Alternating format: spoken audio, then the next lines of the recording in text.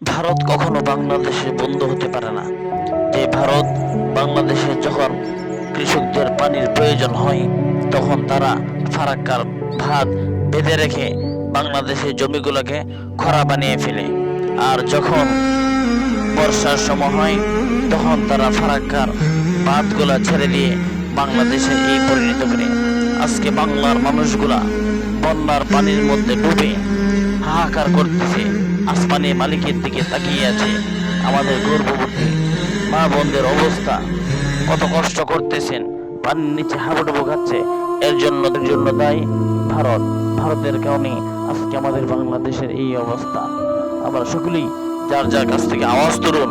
বাংলাদেশের বর্তমানে উপদেষ্টা প্রধান ডক্টর ইউনূস সাহেবের কাছে সকলেই আর্জি করুন, এই মুহূর্তে পদক্ষেপ নেওয়ার দরকার। বাংলাদেশে আরেকটি নিজস্ব ফারাক্কা বাঁধ তৈরি হোক, যে বাঁধ ভেদ করে যেন পানি বাংলাদেশে না ঢুকতে পারে।